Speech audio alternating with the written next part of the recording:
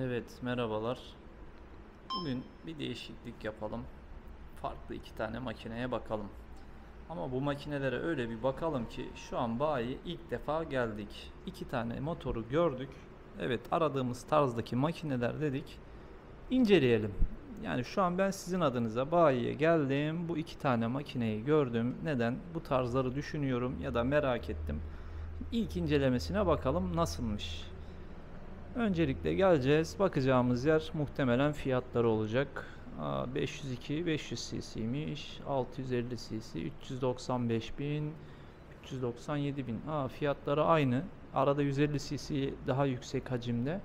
Ama bu motorun bir güzelliği nakitte 70 bin lira bu rakam üzerinden daha aşağıya alabiliyorsunuz. Şimdi baktık tarz olarak evet biri Benelli dedik. Diğeri QC motor. Her zaman büyük hacim iyidir mantığı var mı bu makine için? Evet, bende oluştu bu izlenim. Şimdi ikisinde de güzel koruma demirleri var. İkisi de tel jantlı. İkisi de önünde çift disk fren var. Biri İtalyan tasarım. QJ'de aynı şekilde yine ondan alıntılar var. QJ'de Brembo'nun fren sistemi kullanılmış ön ve arka olarak. Benelli kendi fren sistemini kullanmış. Diskteki yüzey temas alanını daha da iyileştirmiş. Ama diskin daha geniş görünmesi daha yüksek temas alanı anlamına gelmiyor. Çünkü frenlemiş olduğu temas alanı maksimum üst seviyesi burası, yani şuraya. Bundan üstü havalandırmada işe yarıyor. Yani lastikler Metzeler kullanılmış. Kaliteli güzel Alman lastiği. Aynı lastik QJ'de kullanmış. Yani çapları da aynı. Önler 19, arkalar 17 çapta. Benelli'de çıkıntılı bir gaga tasarımı var. Ama halojen tip far aydınlatmaları var. Sinyalleri kafaya, kenara küçük küçük konumlamış. QJ aynı sinyalleri kullanmış. Ama mercek olarak ve led aydınlatma olarak kullanmış. Buralara da güzel bir gündüz aydınlatması yapmış. 4 sıra. Şimdi Benelli'de hareketli cam yok. Ama ön camın daha yüksek bir yüzey alanı var. Burada da saptırıcısı var. Bundan dolayı rüzgar tutucusu, saptırıcısı bence daha başarılı. QJ'de hareketli cam var ama manuel. Bunu elinizde indirip kaldırabiliyorsunuz. İki üründe de güzel el rüzgar tutucuları var. Yani tarz olarak aynı. Materyal de aynı. Sadece bundaki neon tarzda boya kullanılmış. Bunda da TRX, TRK logosu kullanılmış. Aynı. Sadece boyanmamış. Krom renkte bırakılmış. Yani koruma dembiri olarak bu daha çıkıntılı. Motor düştüğü zaman daha fazla koruyuculuk sağlıyor. Arkada aynı çıkıntı, aynı koruma yok. Yani bakalım, evet egzozun dışında artçı ayak basamağı. Ama SVT'de çıkıntı çok fazla değil. Ama yüzey alanını koruyacak, granajı koruyacak şekilde bırakılmış. Benim gözüme ne çarptı direkt olarak? Bu makine 650 cc çift silindirli ama 75 beygir, 65 tork. Ve bakın yakıt tüketimi 4 litre gözüküyor. 238 kilo ağırlıkta. Şimdi 150 cc düşüyoruz 500'e. Ama 46 beygirde kalıyoruz. Yakıt tüketimine bakıyoruz. 5 litreye çıkmış ve daha hafif olmasına rağmen. Yani az önce de söylediğim gibi bu iki motor arasında yüksek hacim benim açımdan daha cezbedici. Çünkü evet biraz ağır, belki 20 kilo kadar, ama yakıt tüketimi daha az, beygiri daha yüksek. Buna göre de daha iyi veriler elde edebiliyorsunuz. Yani arazi koşulunda çok daha yüksek torkla, yüksek beygir gücüyle hem asfaltta hem arazide daha düşük yakıt tüketimiyle ağırlık burada stabilize dengesini de sağlıyor aslında. Evet yakıtı arttırıyor belki ama bu makine QJ'nin bence Benelli TRK'ya göre daha başarılı.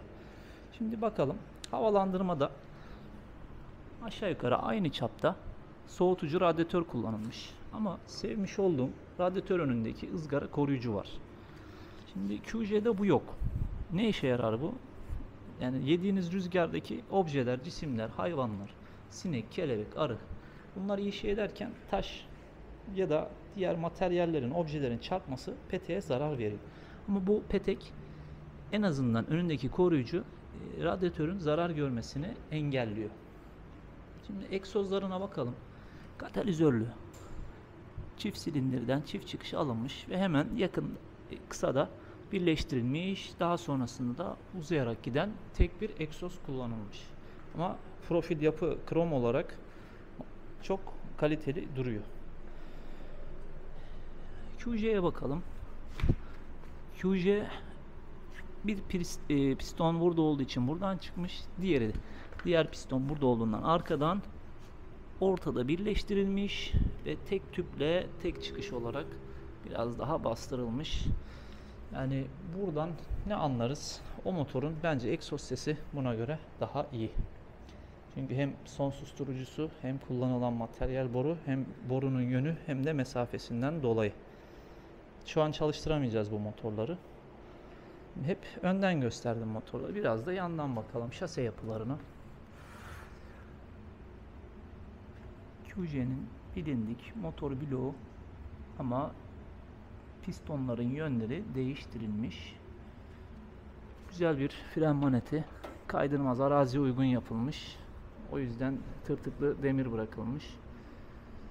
Artçı basamak için şu olayı sevmiyorum. Plastik fren hidrolik kabını neden içerilere yapmazsınız? Neden demiri yapmazsınız da plastik yaparsınız? Anlamış değilim. Kapağına demir koruyucu yapmışlar ama yani buradaki bota göre veya buradaki artçınızın ayağını bunlara zarar verme riskleri var. Gelmişsin sen buraya yay koymuşsun. Buna önlem almışsın ama değiştir abi artık bu sistemi. Bu şekilde bırakma. Koltuk muhtemelen tam oturmamış olsa gerek. Yapı olarak, grenaj olarak giydirmişler şase üzerine deponun etrafını. Ayarda bir süspansiyon mu? Evet, ayar yapılabilir. Ekranına bakalım.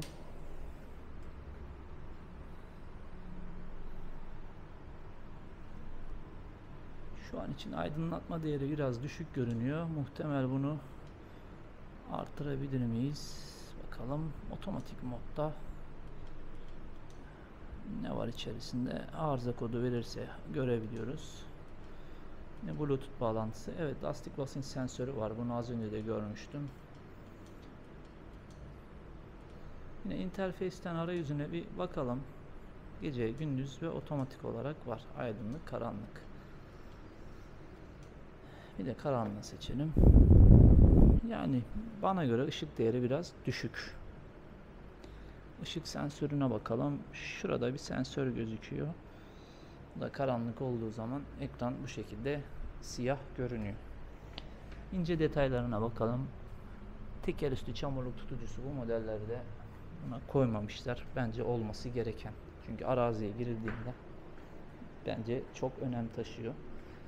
Terjantların bu şekilde görünmesi de hoş olmuş. Yine lastik basıncını buradan görebiliriz. Bunlar Bosch marka diye hatırlıyorum. Yani fren sistemi başta da söylediğim gibi gayet başarılı Brembo'da. Kamera altyapısı için buraya yerini koymuşlar. Gündüz farları bu şekilde. Gelelim Benelli'ye. Jant olarak evet SVT daha iyi. Disk olarak daha iyi. Fren sistemi olarak daha iyi. Burada Benelli biraz geride kalmış. Jant olarak lastik basınç sensörü ve fren olarak biraz daha geride. Gaga tasarımı kişiden kişiye göre değişir. Bana göre SVT daha başarılı. Yani bu şekilde çıkıntıya çok da gerek yok. Zaten teker üstü çamurluk tutucumuz var. Ekstra bir gagaya gerek görmedim. GS yavrusu diyebiliriz. Twin yavrusu diyebiliriz. Tabi silindir hacimleri konusunda diyemeyiz. O yüzden yavru diyorum.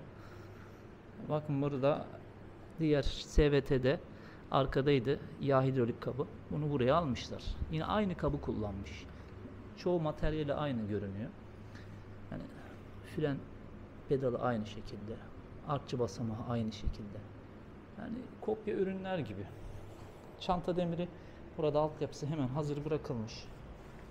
Aynı altyapıda SVT'de bu şekilde. Arka sinyalleri de ön sinyalli olduğu gibi aynı her iki üründe de. Ama yine bunun arka kuyruk tasarımı ve aydınlatması daha güzel görünüyor. Şimdi bakın, bunun arka teker üstü çamurluk tutucusu yok demiştim. Yine ayarlanabilir ortada bir süspansiyonu var. Tek tip. Bunda teker üstü çamurluk tutucusu yarım da olsa var. Yani ne oluyor? Buradan sonra şu kısmı kirletiyorsun. Çok içerileri kirletmemiş oluyorsun. Bu da gayet benim açımdan bu tarz motorlarda olması gereken bir şey. Çarkları değişmiş. Daha geniş bir çark kullanılmış. Yine vites, bakalım shifter var mı? Evet, altta shifter mekanizması görünüyor. Buna bakalım. Aynı mekanizmayı bunda göremedim. Belki bunun dikey olandır. Daha ufak çark kullanılmış. Koltuğu buradan manuel açabileceğiniz bir anahtar. Aynı anahtar kısmı onda da var. Yani birbiriyle çok kopya ürünler görünüyor. Sadece şase yapısı farklı.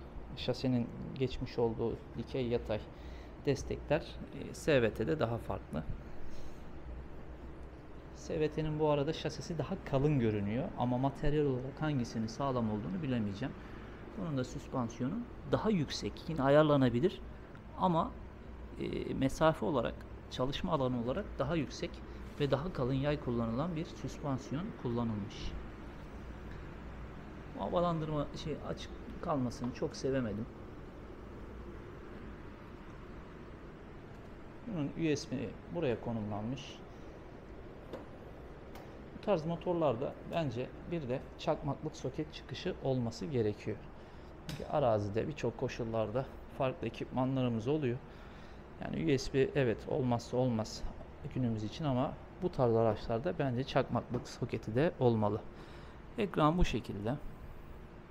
Hem analog devir saati, yine analog göstergelerimiz, vites, sinyal, yağ ve ABS gibi diğer bilgilerimizi de dijital olarak buradan görebiliyoruz. Kütükleri aynı fakat kütük içerisindeki aydınlatma ışıklarımız mavi kullanılmış. Bakalım birebir olarak. Birebir her şeyi aynı. Tek fark var. O da buradaki buton. Ne işe yaradığını bilmiyorum. Herhangi bir ibare yok. Ekranda da herhangi bir ibare yok. Ama bazı motorlarda Eco ve Sport mod olarak geçişleri var. Bu motorda koymuşlar. Ama herhangi bir işlev göremedim. Süspansiyon yapılarına bakalım. Ayarlı bir debriyaj maneti var. Ayarlı bir fren maneti var. Aynı manetler yine SVT'de de kullanılmış. SVT'nin gidon toparlamasına bakalım, kablolarına. Yani şu olayı çok beğenemedim.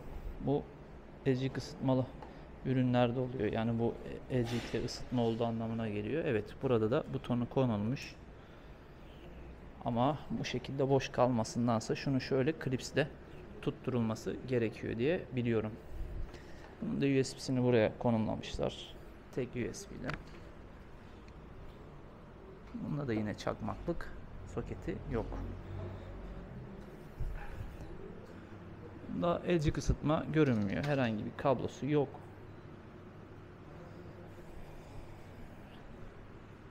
Bunun fren hidrolik kabını bu şekilde plastik, benim beğenmediğim tipte konumlanmış. Buraya koymuşlar. Evet, görsel olarak içini çok rahat görebiliyoruz belki ama benim beklemiş olduğum bu tarz sağlam metal, klasik de olsa artık daha sağlam görünen bir fren hidrolik kabı. Bu güzelce klipse toparlanmış. Daha hoş duruyor ön gidondaki kabloları.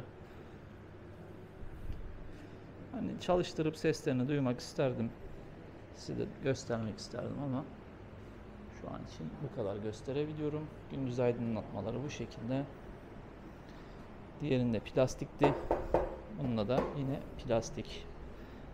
Depo etrafındaki grenajları bu şekilde yapmışlar. Ürünler özetle bu şekilde. Umarım faydalı olmuştur. Kanalımda motorlarla ilgili birçok video mevcut. İzlemenizi tavsiye ederim.